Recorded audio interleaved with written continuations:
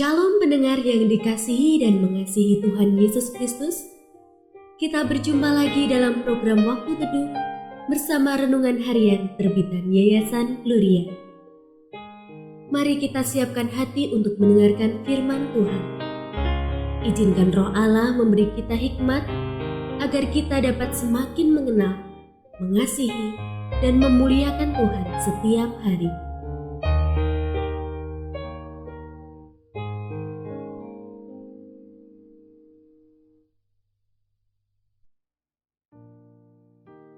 Bagian firman Tuhan yang akan kita baca hari ini adalah dari Markus pasal 15 ayat 20b sampai 32.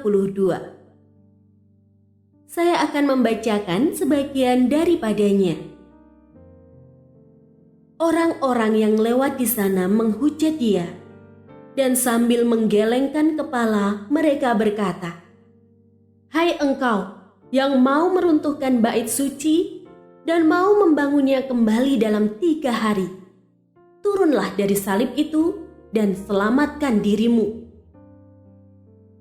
Demikian juga imam-imam kepala bersama-sama ahli Taurat mengolok-olok dia di antara mereka sendiri, dan mereka berkata, "Orang lain ia selamatkan, tetapi dirinya sendiri tidak dapat ia selamatkan.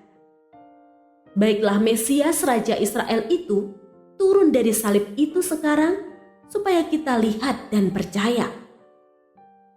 Bahkan kedua orang yang disalibkan bersama-sama dengan dia mencela dia juga. Pendengar yang mengasihi Tuhan, ayat yang kita renungkan secara khusus hari ini adalah dari Markus pasal 15 ayat 29 sampai 30. Orang-orang yang lewat di sana menghujat dia, dan sambil menggelengkan kepala mereka berkata, "Hai engkau yang mau meruntuhkan bait suci dan mau membangunnya kembali dalam 3 hari, turunlah dari salib itu dan selamatkan dirimu." Renungan hari ini berjudul "Tidak Dikendalikan Mukjizat". Ketika Yesus disalib, orang-orang yang lewat mengolok-olok dan menghujat dia. Padahal beberapa waktu sebelumnya di Yerusalem, Yesus sempat dielu-elukan.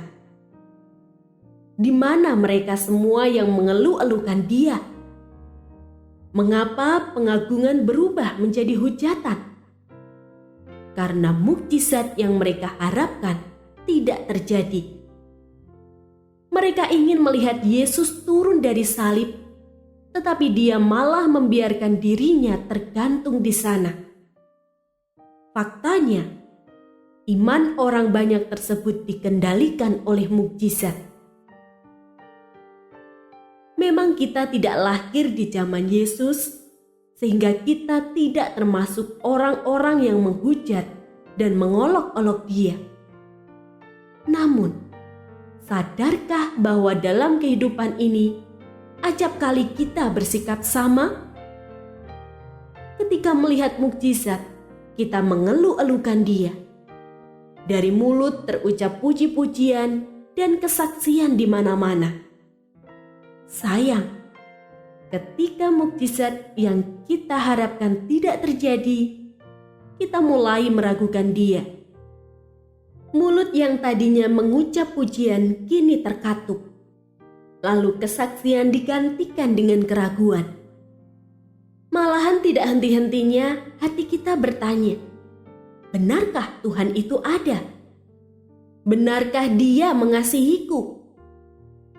Jika demikian, seperti mereka, iman kita dikendalikan oleh mukjizat. Allah berkuasa mengadakan mukjizat. Namun, apakah Dia akan mengadakannya atau tidak? Semua itu adalah wewenang-Nya. Iman yang sejati tidak boleh dikendalikan oleh ada atau tidaknya mukjizat. Tidak pantas kita memaksa Sang Pencipta melakukan ini dan itu yang bukan kehendaknya. Sebenarnya, kita tidak perlu memusingkan ada atau tidaknya mukjizat. Mengapa?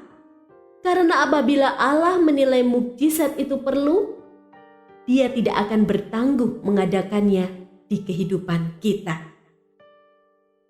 Lebih dari segala mukjizat, inginkan pribadi Allah senantiasa.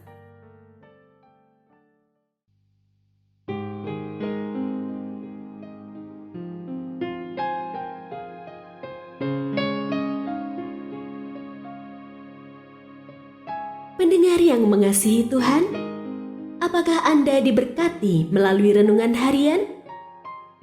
Jadilah berkat dengan mendukung pelayanan kami.